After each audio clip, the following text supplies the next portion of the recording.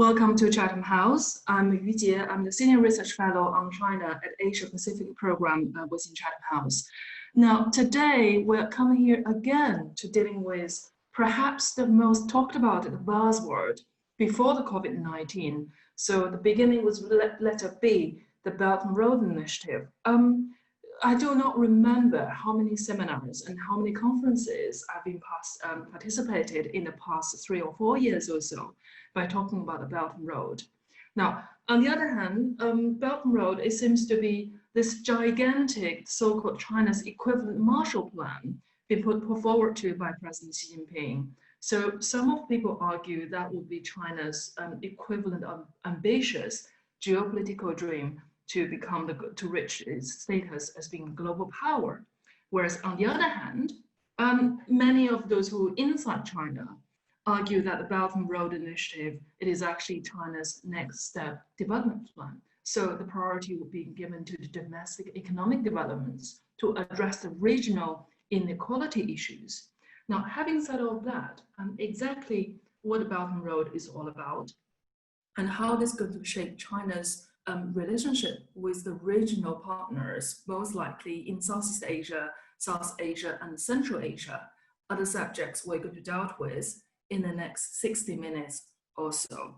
Now, what I've also noticed, it is in the last 2 weeks since China concluded the National People's Congress the last 2 weeks, and it seems to be the Belt and Road has been really being mentioned by Premier Li Keqiang and also by President Xi Jinping. So are we going to witness the phase out or the retreat of the Belt and Road Initiative in the next 5 years and replace something else, or whether the Belt and Road will be recalibrated by the Chinese government? So given all that question, join us today. We're delighted to have James Crabtree, who is my colleague as the Associate Fellow for the Asia Pacific Program within Chatham House. And he's also a prolific writer, and many of his books has been well commented by the Financial Times and also by the Mackenzie Institute, voted as probably one of the best business author in Asia. And you would often read his columns at Nikkei Asian Review. And also joining us, another James, James Miles, who I consider is one of the oldest older China hand I've always trust, who is the China editor at The Economist magazine. And before a stint, before the career with The Economist magazine, and James Miles is also one of the think tankers like us as the research fellow and old Asian hand at the Institute for International Strategic Studies, so IIS. Now, without further ado, I'd like to give the floor to the speaker. Now, let's start with perhaps James Miles to enlighten us. What exactly is the BRI? Back to the fundamental question. And how that's going to have the linkage between the domestic politics and vis-a-vis China's foreign affairs priorities. Now, James Miles, the floor is yours. Well, thank you very much, Cherry. And that helps us kick off, I think, with a very important question, which I think we have to answer before we can begin to dive into what recent developments with the pandemic mean for the BRI in the Asia region. First, I think we have to understand what it was that China wanted to achieve with the BRI regionally and globally initially, and what it meant by that concept. And of course, it's important that when Xi Jinping began talking about Silk Roads back in 2013, he did so in Asia. It was with Asia in mind that the BRI began to develop. And it began to develop not as a plan, not as a coherent idea, but really in the form of two separate ideas.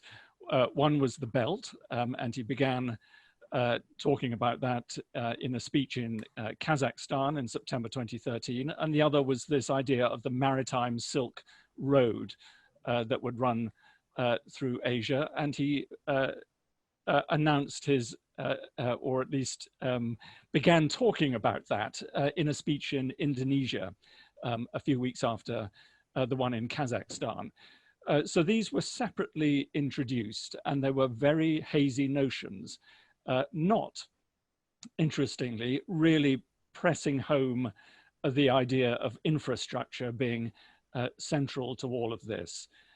It was more a way of recalling the historical importance that trade with China had played in the region in the distant past, and a way of reminding people of how important that would be in the future and how central China would be to it.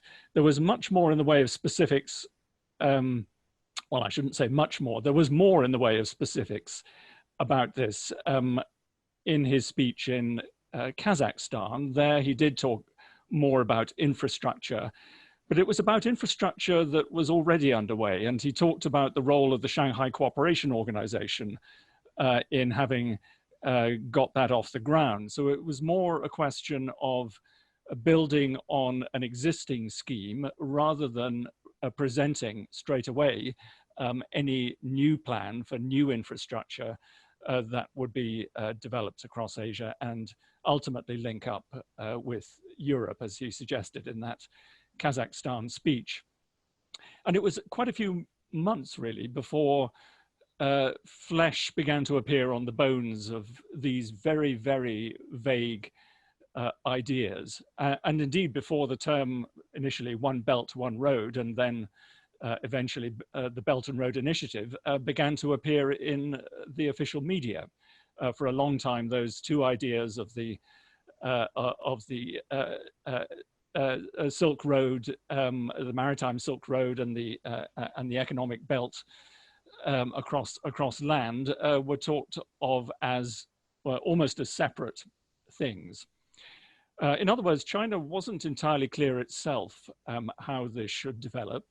And the way I see BRI is not least something as something that really develops sort of incrementally with a gradual accretion onto these very ill-defined concepts of the aspirations of both China and its neighbors for economic development generally. In other words, countries around China had a great need for infrastructure development. They sensed in China a willingness to help provide it. There was clearly a huge amount of capacity in China to do that. It had been built up massively in the wake of the global financial crisis, and China's construction companies had been engaged in a spree of building across China as a way of ensuring that China's economy would maintain its growth following that crisis. So there was a huge amount of redundant capacity now built up in the system in China, a huge amount of financial strength behind it in the form of China's foreign exchange reserves, and a great willingness on the part of the new leadership to use this to extend China's soft power and hard power to a degree, economic hard power, across Asia. So I think that was, insofar as there was a plan, that was it. It was a way, the Belt and Road Initiative was a way of describing a process that was already underway, that China already had in mind, and it was a way of tapping into a demand around the region in order to allow China both to achieve an economic goal, that is to say, not least provide work for its large state-owned enterprises involved in infrastructure building, but also a political goal, which was to extend China's soft power in the region and respond partly to the American pivot to Asia that had been announced under President Obama. There were, of course, other factors too, but I think they were perhaps to a degree secondary. China wanted to secure resources in Central Asia, oil and gas that could be brought in, avoiding the choke point of the Malacca Strait, about which Chinese strategists are always worried. It's perhaps worth bearing in mind that Shanghai now gets about half of its natural gas from Turkmenistan. And no doubt that is a relief to security-minded people in Beijing. And there was this element of the shift in American strategy that was primarily security focused. The pivot to Asia had at its core the idea of reallocating some military resources to Asia to provide more backbone to the American military presence in that region. And China saw an opportunity through this ill-defined notion of the Belt and Road Initiative to show that it was a power in the region to which others could benefit hugely economically, perhaps even more so through their relationship with China than they could with America, and that China's intentions were primarily benign. There was, of course, another factor involved here, and that was security in China's backyard in Central Asia, where the country was worrying about the development of terrorism and separatism related to Uyghurs in Xinjiang. So economic development in Central Asia, it was thought, would help prevent that region from becoming a breeding ground for the kind of security threat that China particularly feared on its western frontier. But there was never really, you could say, a plan as such, except in these broadest of terms. Infrastructure building was certainly the focus, but strapped onto it were other hazy political ideas that were also very important to China. This idea of win-win cooperation, building a community of common destiny, all these mantras of Xi Jinping's diplomatic thought for the new era. And pursuing the Belt and Road Initiative, I think, was an important way for China to build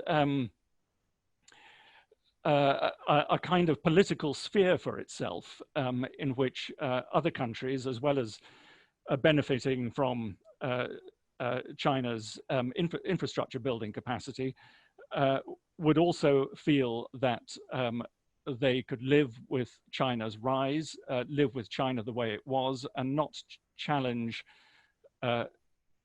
challenge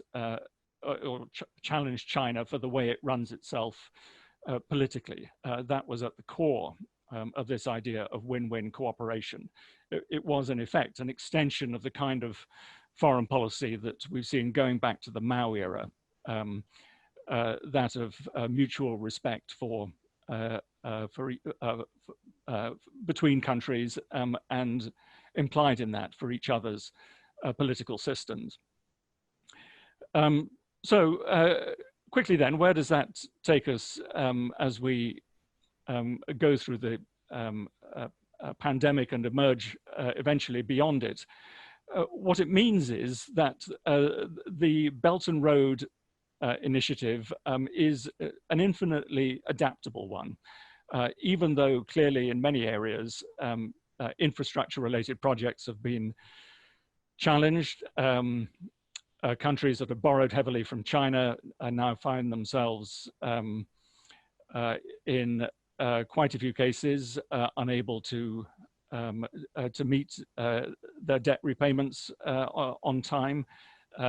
Work has slowed down or stopped in many places. There have been problems, of course, relating to the movement of workers across the region as a result of quarantine measures. But it is a time, I think, that even though we're all talking about problems relating to the BRI, in a way, it's also a time when China can allow the BRI concept to go through one of its sort of shape-shifting moments, and we could see much more emphasis in future on softer aspects of the program, the digital Silk Road, the health Silk Road that China talks about. And notwithstanding perhaps the disinclination recently to kind of play it up as a political concept, I think it will remain absolutely central to the way China talks about itself globally. It will still be branded heavily as part of Xi Jinping's diplomacy. We have to bear in mind that it was written into the party constitution in 2017, and that makes praising it pretty well mandatory. And we're going to see that continuing. The shift of it, the focus of it will shift, I think, but the BRI brand, I think, will remain front and center of the way China interacts with the rest of the world. I'm aware I've taken up probably more of my time there, but I'd be happy to come back to some of those points later on. Great, thank you so much, James Miles. I get it from here. You seem to argue that the Belt and Road, it seems to be the extension of more eras of the so-called five peaceful coexistence principle. So that really tapped to one of the key elements for the Chinese foreign policy, not just in recent years, even go back to 80s and 90s, you know, that sense of periphery foreign policy, when China's shared a border with 17 different countries, and China perhaps have to stabilize those borders in order to somehow providing a stable environment for its own economic development. So, I mean, perhaps Belt and Road is an extension of that. Now, could I give the floor to James Crabtree now? He will be alluding us more on the regional setting, exactly where China is heading within Southeast Asia, South Asia, and Central Asia regarding the BRI. So, James Crabtree, the floor is yours. Thank you very much, Cherry. It's very nice to be here. Greetings from Singapore, where it's about 4 o'clock on a sunny afternoon. It looks like it's about to rain outside, but it's sunny for now. I fear there's going to be a degree of consensus amongst your Jameses this afternoon, but let me see if I can make at least a couple of points to add to what James Miles said, 3 in particular. So I thought James Miles gave a really great overview of the heritage of BRI, which is very useful to put on the table. Another way of thinking about this is that in the COVID moment, we're entering a third phase, an almost involuntary third phase in BRI's shape-shifting progress. So in theory, BRI was meant to be entering a grand second phase following the second BRI forum in Beijing last April. And this was partly about the development of the program internally and also partly about responding to critics. So as James said, BRI has always been a very curious beast.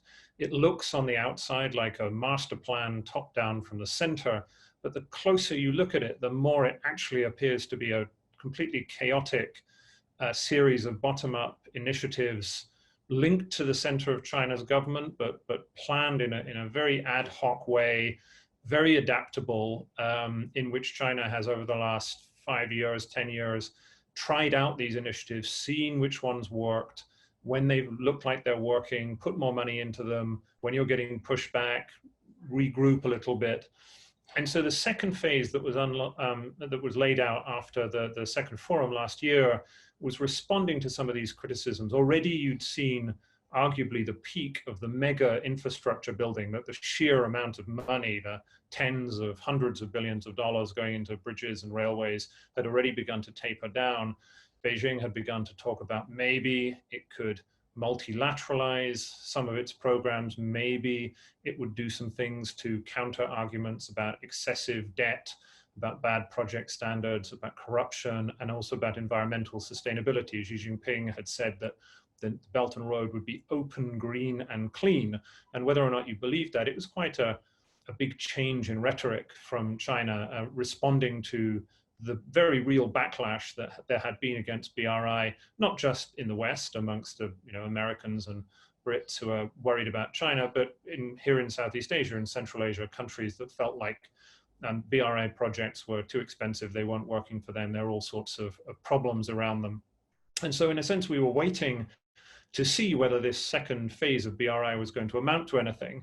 And then the pandemic has come along, and it seems to me that now we're in a completely different moment, and in trying to work out how, as James said, the next shape-shifting moment will come along. Clearly, in many ways, in the immediate term, and this is my second point, BRI faces a much more challenging environment. So James pointed out the obvious things. Construction projects have stopped. It's very difficult to get Chinese workers into projects to build things. Many countries have Chinese workers trapped in them and unable to get out.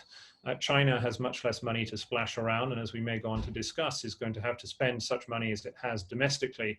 You saw in the 2 meetings last week that there was a new stimulus program was christened, and that had a new infrastructure building program domestically focused on technology, but no new BRI initiatives. And I think the idea that China is going to open its pocketbook abroad when it needs lots of money to counter a recession or barely positive growth at home is rather unlikely. I suspect there will also be worries domestically about the health of some of the big state companies and the big state-owned banks that are on the hook for a lot of the projects and the debt that has been provided. So there's been pressure on China to begin to either delay or cancel debt. But a lot of this debt has been given by commercial companies or state-owned banks that need to make a return, or there'll be an impact on China's already precarious financial system. I don't think it's very likely that you're going to get to see much of the hinted at multilateralization. At the very least, even if China was serious about that, then the international financial institutions have got a lot of COVID fighting on their plate. And so the idea that they're suddenly going to start co-funding Chinese infrastructure projects abroad, particularly at the moment, seems rather unlikely. And you can still see that BRI remains immensely controversial. Just in this week in Australia, there's a huge spat between the Australian federal government and the government of Victoria, which was one of those that signed a BRI memorandum of understanding. You've seen similar controversies in Myanmar, in Kazakhstan. I'd be surprised if you don't begin to see them in Europe as well, because I mean, you've had a number of European countries, particularly in Eastern Europe, that signed these MOUs with China, and Italy in Western Europe within the G7 and Greece. As the tide seems to turn against China in the aftermath of COVID, I suspect that in these parts of the world, BRI may become less popular. So that's the second point. It looks tough on the outside, but I agree with James. I mean, I think actually in the medium to long term, the big impacts of the pandemic are likely to make BRI even more important to China. At a macro level, if you begin to see the world dividing along something approaching, whatever you want to call it, decoupling, new Cold War, in which you have the United States and increasingly Europe and India and Japan ever more worried about China and acting accordingly, then in a sense, from China's point of view, what you might very chaotically dub the BRIosphere becomes even more important to China's future. So this network of countries around its own periphery and then onwards into Africa and elsewhere, in a sense that have signed up to some degree to the notion of win-win cooperation and are willing to deal with China as it is, as opposed to attempting to sort of compete with it or even contain it or to try and change it, then in a sense, I think China is going to focus more on relationships in that part of the world. That will be particularly true where I am in Southeast Asia, in Central Asia. And in a sense, I mean, I think you can believe two things about BRI at the same time. On the one hand, it has been developed chaotically and from the bottom up. But fundamentally, as James said, it was never really primarily about infrastructure.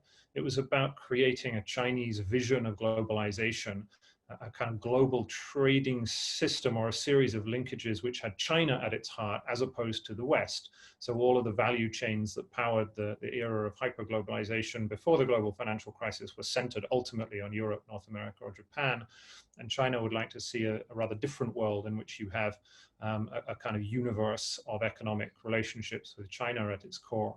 And so in addition to the fact that the new BRI is clearly going to have more elements to it, as James said, the health Silk Road, the digital Silk Road, I think this conception of the BRI as the sort of forefront of a new Chinese vision of globalization, that's not going to go away. And even if the sheer size of the program in terms of hundreds of billions of dollars invested in bridges and tunnels and railways and power stations might go down for the foreseeable future, then the centrality of that vision to China and to Xi Jinping's foreign policy, I think, remains. So let me end it there and let's have our discussion.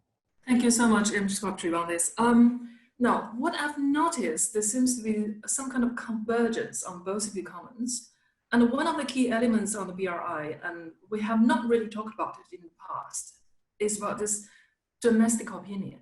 And as the keen watchers on China's foreign policy, and we often observe that domestic opinion to a certain extent really hijacked Chinese foreign policy decision-making. And now, given after this post-COVID-19 scenario, I mean, I hear the noises all the time asking China to delay and cancel the debts that own for the least developing countries. So far, what we have seen so far is China's promises to cancel, not to cancel, but to delay the loan repayment of the least developed countries from the Group 77. Now, would you, both of you, consider that domestic opinion inside China to go further would be somehow be a major determinant towards the developments of the Belt and Road Initiative? Now, I'd like to have James Mars first to answer this question. Well, it will be. I mean, I don't think. I mean, correct me if I'm wrong, but I would be surprised if the Chinese public is particularly interested in the minutiae of how debt relationships with BRI countries are handled. I think there would be strong support with the idea that whatever China does results in a surge of goodwill for China.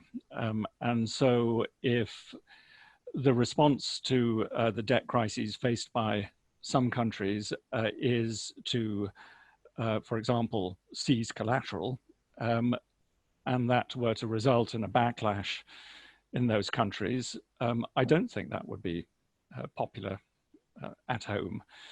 So some form of rescheduling, perhaps even reducing a principal, would, I think, help maintain an image of China as a benign player. We've seen clearly a lot of reluctance on the part of China to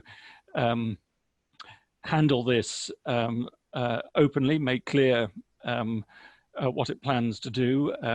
It's clear that its banks, as James just said, are concerned about their bottom lines and don't want to take a hit from this. But I think ultimately, what China is going to be considering is the diplomatic bottom line, and that is that it cannot afford to be seen to be the bad guy in handling what is a serious financial problem across a large part of the BRI area. James Crabtree, what's your view on that?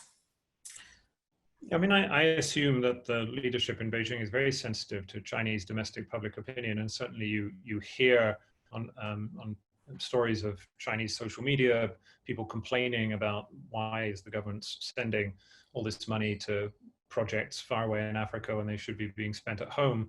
On the other hand, it doesn't seem that that sentiment alone has been enough to in a sense make the government reconsider this. And before the pandemic, you see some reasonably high profile continuations of BRI policy that was received, as far as one could see, pretty warmly in China. So I was thinking about Xi Jinping's visit to Myanmar not that long ago, where they unveiled a ton of different projects with a very clear strategic rationale for China, but they didn't, as far as one could tell, seem to be much pushback against that, as it's all very positively portrayed in the media. I mean, I agree with James that China is in a kind of complicated position at the moment, and this is the great dilemma of BRI in general, that you try and portray this as wholly positive, but in creating these linkages and relationships, then you have to take the bad with the good.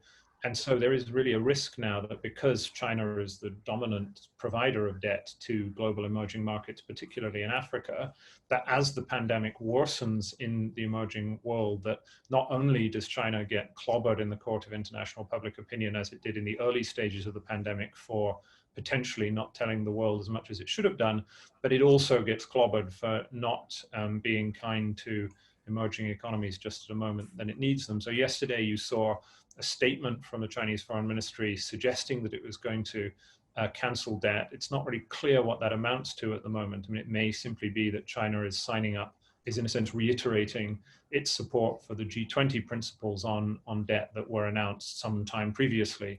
I haven't quite been able to work out exactly what this means.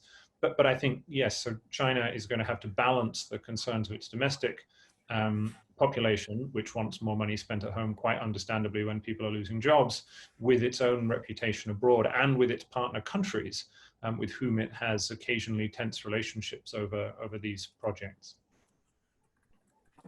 If I could sort of add one point there, I mean, I think where domestic public opinion in China is going to come into play is in what is already apparent in this kind of tension between China's desire on the one hand to keep the Belt and Road going, to recraft it, to accentuate those parts of it that don't require huge amounts of concrete pouring and that fit well with the needs of the current pandemic, whether it be in the form of healthcare or the use of technology to track and trace the development of COVID-19 on the one hand, but on the other hand, of course, a more nationalist kind of response that's emerging in China to the pandemic, a resentment of the way the rest of the world sees China and its handling of COVID-19, which is fueling nationalism at home and is leading to responses, or perhaps may in the coming months and beyond lead to responses by the Chinese leadership in terms of its behavior in the region, in the South China Sea, not least, that come into conflict with those soft power goals of the Belt and Road Initiative. Thank you both. Now, after we're talking about domestic elements of the BRI, let's shifting our focus towards more regional based. Now, there's a question from member and suggesting it seems to be two separate aims on China's foreign policy. On the one hand, you see the BRI by utilizing China's economic statecraft by creating that sense of regional or peripheral diplomacy, we call it. Whereas on the other hand, I mean, in terms of regional diplomacy, based on the question, is suggesting an assertive strategic posture on China-India border and by the South China Sea as well. And these two aims didn't really complement each other. Would you consider the BRI would, on the one hand, serving as a stabilizer, somehow stabilizing China's relations with the neighboring countries? Or rather, would you consider the BRI perhaps worsening the relations between China and within the region? So question perhaps start with James Crabtree this time. Yeah, that's a great question and very nicely put. I mean, I think at its best, the BRI is clearly a stabilizer. It's buying all of these countries into a web of relationships, economic relationships with China, which means that not only, as James said originally, do they not question China's model of governance, and therefore it strengthens the Communist Party's hold on power, but it means they are unwilling to criticize China anyway about anything because, or they're very risk averse in doing so. there have been times over recent years when BRI has not played that role, when in actual fact it's been more of a problem than a solution. It's created, think about a country like Malaysia, which went back and forth, but there were corruption scandals over BRI train links. The same has been true in Myanmar, where there are BRI dam and energy projects, which are very unpopular domestically, and which in a sense have made people in Myanmar think about the country's economic reliance on China in a way that's not entirely positive. But I think in general, as BRI shifts, and particularly we now get a new shift with a focus on areas like health diplomacy, on pandemic technology, telemedicine, PPE, whatever it might be that will come out of the rather nascent health Silk Road, that in a sense that should be a balancing tool of Chinese foreign policy to, in a sense, pour oil on the troubled waters of some of their more aggressive stances. And it's not just Taiwan, Hong Kong, the South China Sea, and the Himalayas. I mean, you've seen China pushing forward with claims with Indonesia, with the Philippines over recent weeks. There's been a whole array of different sort of minor spats with different countries. You've also seen Indonesia begin to talk to the Japanese about one of their big railway lines. And I suppose one of the things we should probably talk about is whether or not we think that the West, as it were, the Japanese, the Americans, the Australians, the Indians, are going to provide some kind of BRI alternative in the medium term. But in general, I think the notion is that BRI helps to build these relationships and create some cover from time to time when China pushes forward with some of its territorial or other games. But that doesn't really work with a country like India, for instance. I mean, BRI has no place in India. India has always been quite outspoken against BRI. And so it only gets you so far. I mean, what you're talking about here is countries that are, in a sense, hedging in the middle, like those in Southeast Asia. For those that are increasingly alarmed about China's role in the region, like India, then there's very little that the BRI can offer, I think. To add to that, I would perhaps raise the case of Central Asia, where clearly the Belt and Road Initiative is or has been very much focused on the building of infrastructure, the development of energy routes across the region.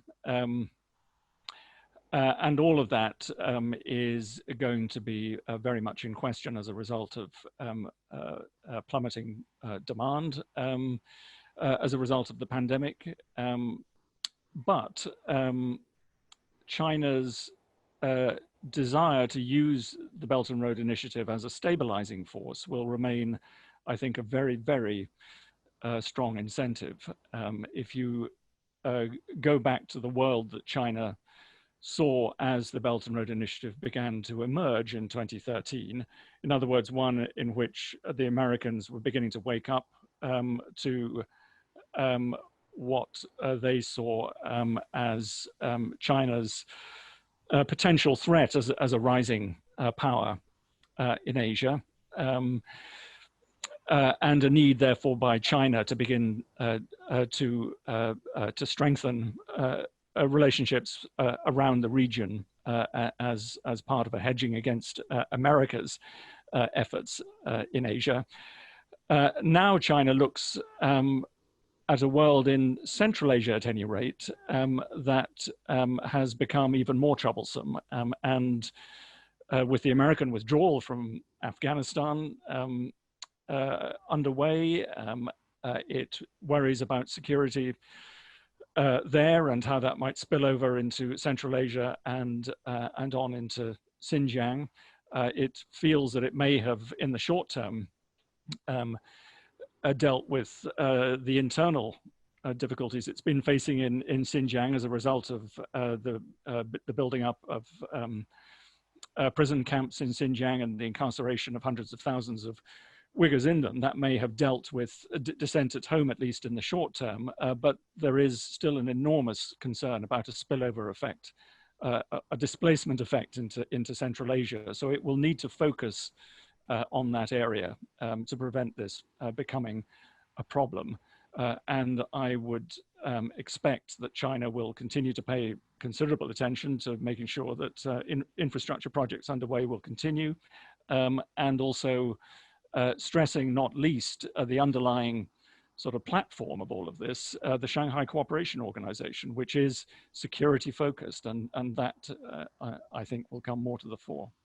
Thank you both. I've noticed another angle in here which we have not covered is in China's extended near neighbor in terms of MENA region, Middle East, and obviously China given strong emphasis towards MENA region in recent years, and obviously for obvious energy reason and for many other reasons.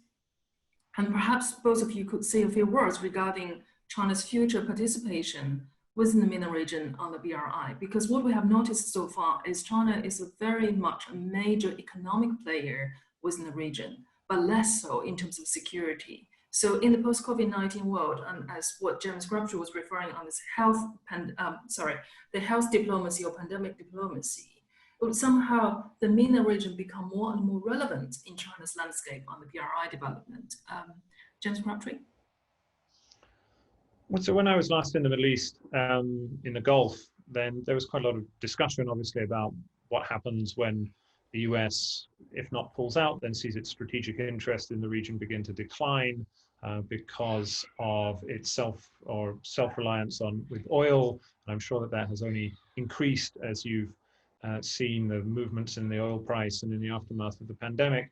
I mean, from a BRI perspective, what was interesting, there aren't really that many BRI projects in the Middle East. China obviously has a huge strategic interest in the region, and there's a lot of speculation about whether over time, because China needs to import so much Middle Eastern oil, it would, in a sense, be forced to begin to play more of a security guarantor role. Or if you're a more imaginative thinker, then maybe you imagine that there might be some kind of new compact in the Middle East in which not just China, but Russia, India, the residual United States presence, and Europe could somehow come together in some way to provide the kind of security umbrella in the region that the United States doesn't. That all seems rather unlikely. You hear people talking about it.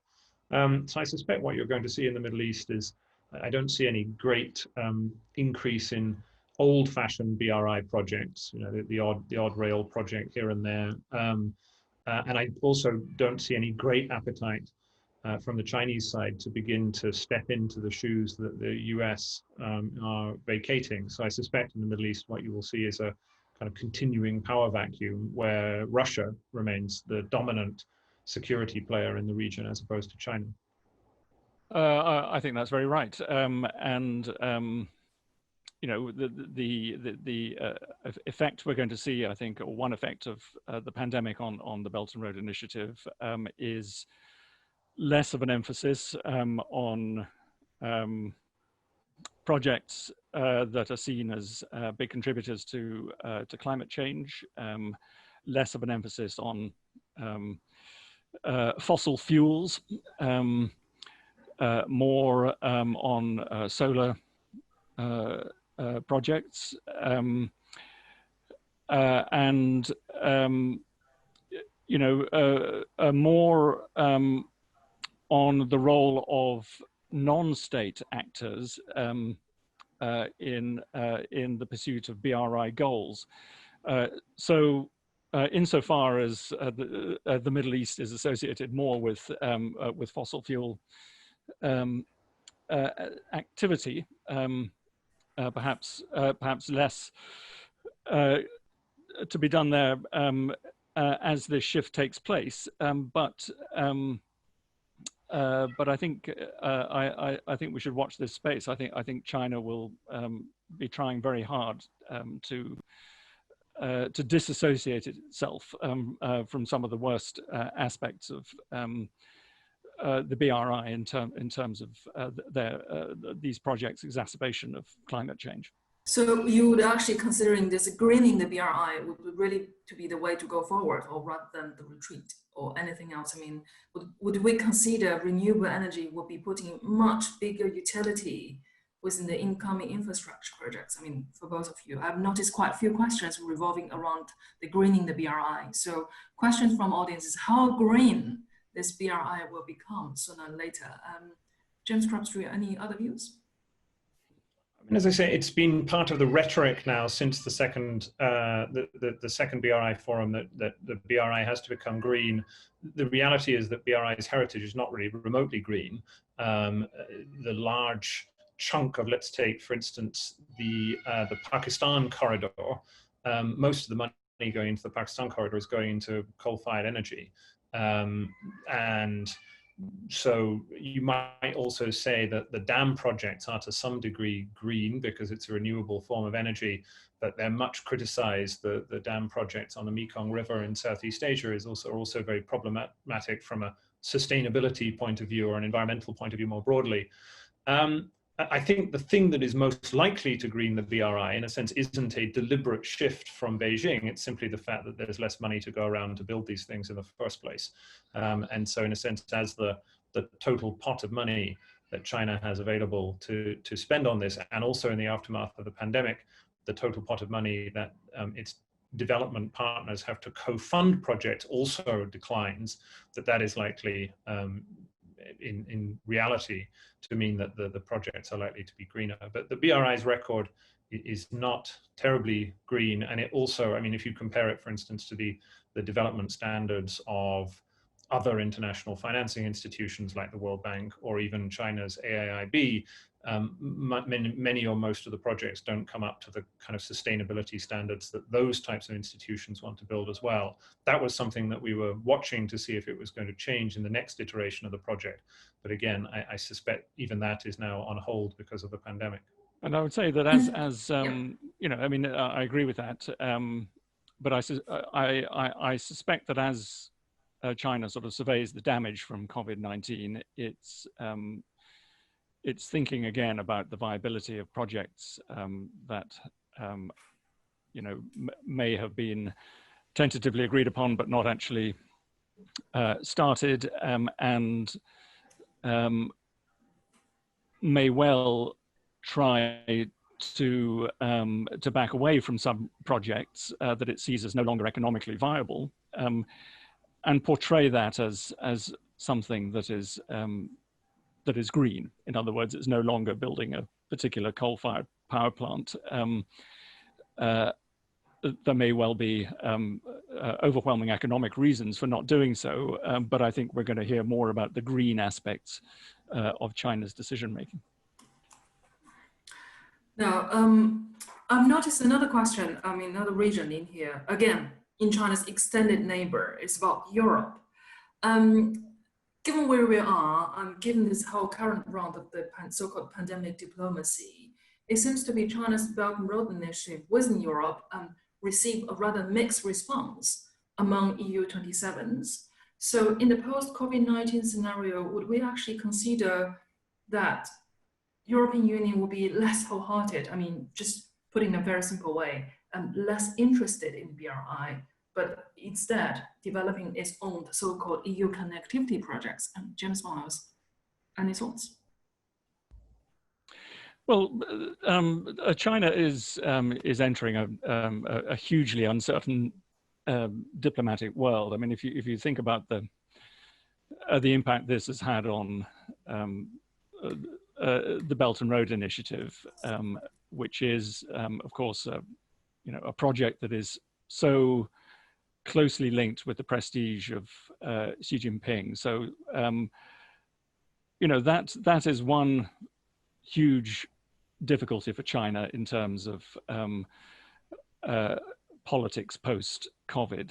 But another is the fact that the world is seeing China differently, or I should say even more so as a result of COVID than it was in the build-up to it. In other words, those aspects of China's behavior that the world had been finding unsettling in the build-up to COVID, its global political influence, the way it was using its economic power to achieve that influence, had all been causing deep worries, and not just in America, but across Europe. That tendency, I think we're now going to see accelerating as the world emerges from this crisis. And it's clear already in Europe that there is a profound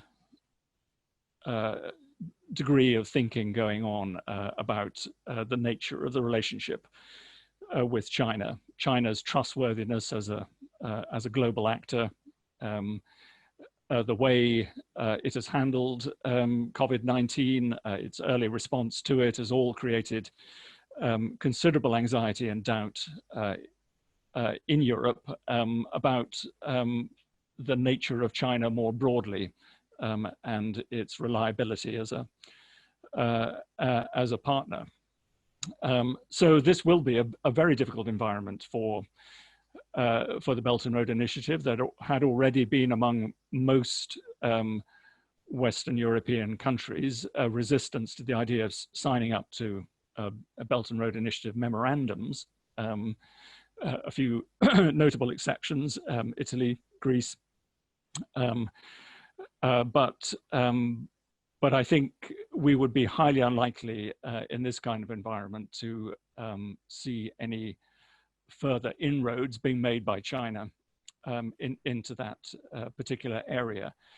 And a great concern had already existed that signing up to Belt and Road memorandums was about more than simply expressing a desire for Chinese help with infrastructure. Those memorandums involved, in effect, signing up to all those other aspects of Xi Jinping's diplomacy, this idea of win-win cooperation and a community with a shared future for mankind and so on, which implied having to tone down criticism of China's domestic politics. So I would see a period of growing tension between Europe and China, and one in which the BRI is unlikely to become a tool for reducing that. Sure. Obviously, James Crabtree, actually there are two questions direct to you. First one is on Europe one, and the second one, perhaps more importantly, just put in the regional context that obviously we do know that Pakistan, it is the largest recipients for the BRI funds from China. So to what extent do you think that perhaps that will reflecting on obscure military cooperation between China and Pakistan? Of course, the two countries have long-standing friendships between each other since back to the 1960s. So to what extent would you consider the role of Pakistan in terms of China's BRI will become more important in future? Yeah, that's an interesting question. I mean, on Europe, I'm afraid I concur with James. I think what's interesting about Europe is the extent to which some of China's existing bridgeheads will be pushed back. So whether Italian domestic opinion hardens against China as it has in much of the Western Europe, and whether, I forget what it's called now, the 16+1, 17+1, I forget how many countries are in it, but the Eastern European grouping that China had created, whether that begins to fracture, or in a sense whether China is able to maintain cordial relations with Eastern Europe and some of its more nationalist and autocratic members at the same time as it suffers a reversal with Western Europe. And I think almost the relationship between China and Western Europe is the most interesting part globally of this entire pandemic, maybe India in the same time. It's India and Europe whose views against China have gone from sort of on the one hand, on the other hand, you know, China is a problem, it's a competitor, but it's also, we can cooperate with it. And in both cases, public opinion and elite opinion has hardened quite dramatically in Western Europe and India against China. And those, I think, have been two of the most significant geopolitical shifts that have been caused or accelerated by the pandemic. On Pakistan-China cooperation, I mean, I'm not sure there will be much meaningful military cooperation. So I wonder whether the questioner was Indian and was kind of pondering the relationship between Pakistan and China. It's not really that clear to me that China needs that much military cooperation China needs it with Pakistan. For instance, if you think about the situation on the border with India, so India war games out what would happen if it had to fight a two-front war in the Himalayas against Pakistan and China at the same time. So these scenarios are always under consideration. But I think it's more likely that you see meaningful cooperation between Pakistan and China on the economic front, because Pakistan's economic situation is so dire, and also its pandemic situation sadly is so dire, that it's likely that China, given that the relationship between Pakistan and China is so important, that may be one of the areas where China might step in and help. So for instance, you saw something similar in Sri Lanka.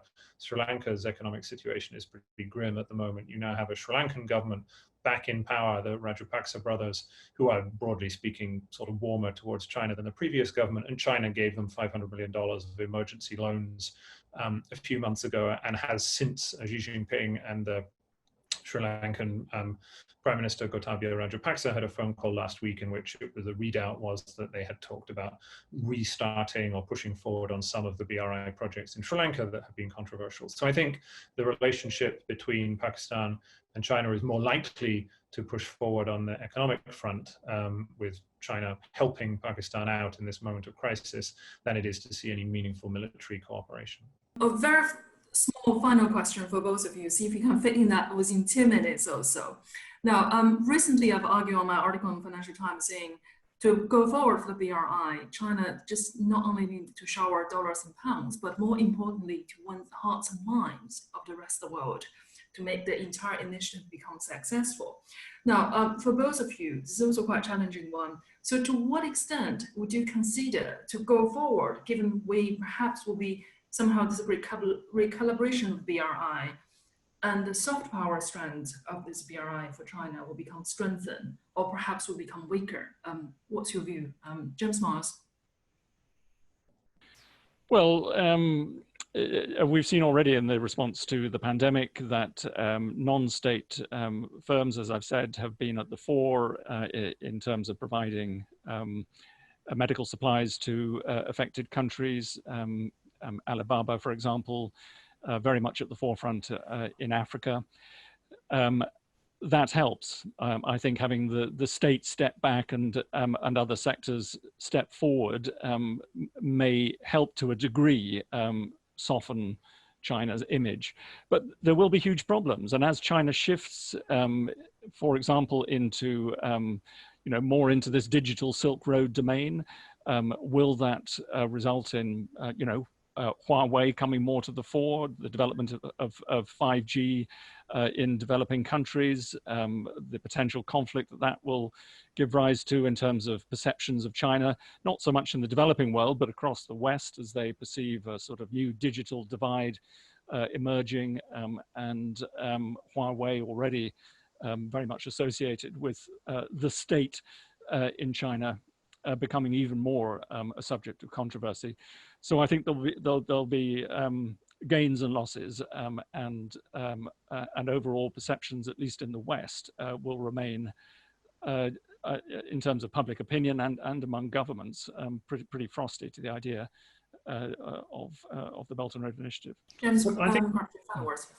think China has quite an opportunity at the moment. I mean, so far the soft power element of the BRI has been, to the extent that it's worked, hasn't been too clumsy, has often been undercut by these tensions that the BRI itself creates. But now China clearly has an opportunity.